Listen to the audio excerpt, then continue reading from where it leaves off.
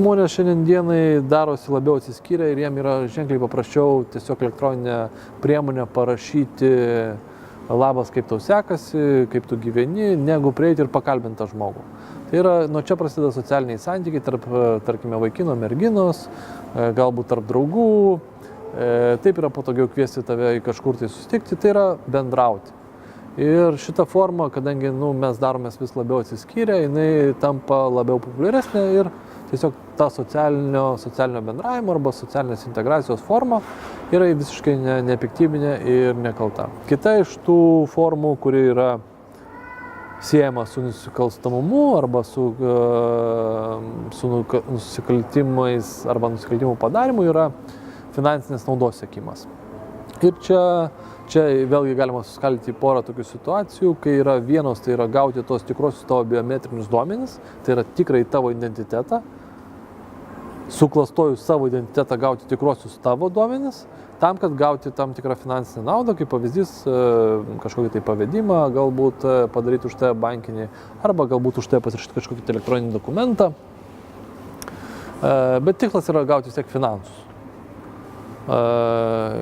Ir paskutinė grupė, kuri yra pati žiauriausia arba blogiausia, aš kaip galėčiau savo taip leisti įvardinti, tai yra, kada tai daroma dėl įvairiausių psichologinių problemų. Ir toksai pavyzdys galėtų iliustruoti šią situaciją, kaip, reiškiasi, paauglių bendravimas socialiniais tinklais, tai yra paauglių ta pirmoji meilė, paauglių susižavėjimas, žavesys, vienas kitų, bet už jų stovi visą laiką tėvai, kurie rūpinasi tais paaugliais, kurie norėtų, kad tas paauglys įgautų galbūt geresnį išsilavinimą, galbūt geriau gyvenimą nugyventų. Bet šitoje vietoje turbūt sužaidžia, aš sakyčiau, ar hormonai, ar kažkas, tai kada pradeda tas maištavimas darytis, kada paaugliai nuo to virtualaus savęs vis tiek nori pereiti, nuo to savo virtualaus identiteto arba virtualios savo identifikavimo pereiti į save realybėje ir vienaip ar kitaip komunikuoti ir bendrauti su fiziniu jau asmeniu. Ir šitoj vietoj kreipėsi į mus vienas tėvas su problema.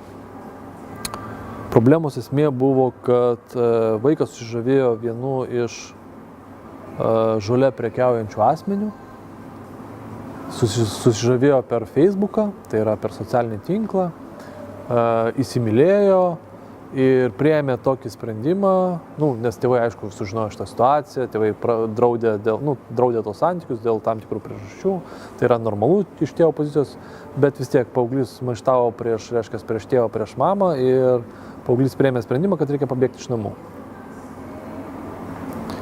Ir, tokį sprendimą priėmęs, tėvas ten 3 paras nemiegojęs, ateina pas mus į tyrimų laboratoriją, sako, tokia situacija. Sakau, kodėl jūs čia atėjote, kodėl mes čia bendraujame ir kas yra. Aš, prisimenu, kad jinai prieš pabėgimą iš namų sėdo prie kompiuterio, ir aš manau, kad jinai ten su kažkuo tai čatino. Čatino, bendravo kažkoje tai pokalbių svetainėje.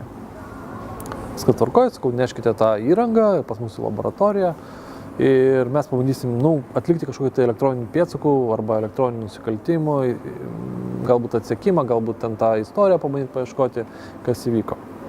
Ir taip mes atidirbome parą laiko, visa komanda, stipriai ir mums pasisekė užvaldyti Facebook'o profilį. Tai yra, mes sugeneravome slaptažodį, kuris atitiko. Vėlgi sugeneravome, kadangi šitas pokalbis yra apie identitetą, tai mes sugeneravome slaptažodį panaudojant žmogaus biologinės savybės, kada žmogus vis tiek jisai slaptažodžius kūrė savo su savim asocijuojančiais parametrais kažkokiais, tai vieni naudoja galbūt datas, kiti naudoja galbūt ten telefono numerį, galbūt ten kokį draugo pavadinimą ar vardą, ir taip toliau, tai yra savo malonius žodžius. Tai vadinasi tas tavo biometrinių duomenų laukas. Ir šitoj vietoje identitetas tas ir yra, kad jeigu tu žinai kažkiek tai pažįsti žmogų, kad tu gali padaryti jo tą bioprofilį, reiškia kažkokį tai bio duomenų paketą ir bandyti spėti. Ir reiškia po paros laiko mums pasiseka. Ir sekantis etapas yra profiliavimas.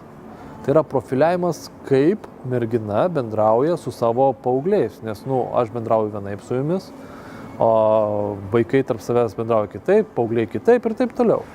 Reiškia, vėl analizė to jų čiato, pavadinkim, to čiato istoriją ir mes išrenkame specifinius žargonus arba slengą, kaip jie tarpusai bendrauja.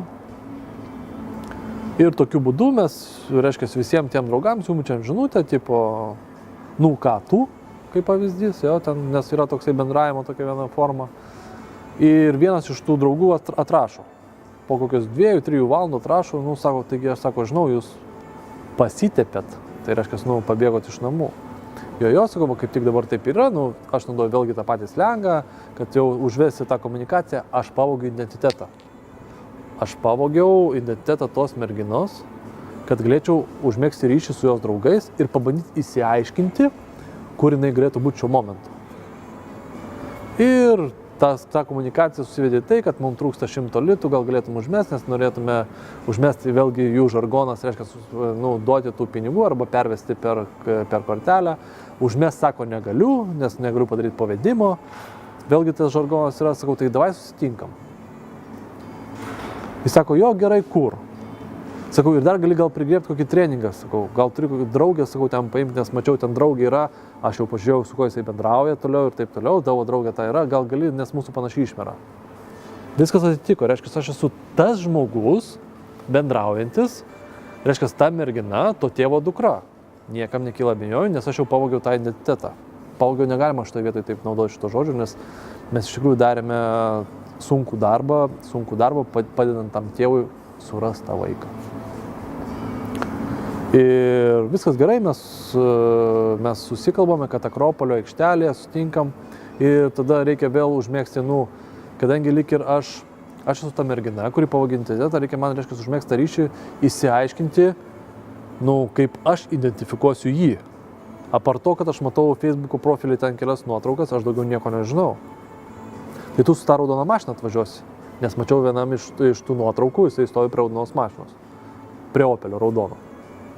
Ne, sako, mano kita, ką nežinai, pasakyti, nu, aš ten tų nepažįstu markių. Kuri ten tavo ta markė? Volkswagenas, ten baltas, tai tokia ir tokia markė. Viskas aišku, sutarėm valandą, sutarėm pasimatymą. Tom tyrimas iš principo mūsų pasibaigė, mes kviečiamės tą tėvą, kuris nemiega 4 parą, sudiktuojam jam visą situaciją, patariam, kad pasiimtų dar porą draugų stiprių ir eitų pasikalbėtų, nes tas vaikinukas žino, kur jinai yra.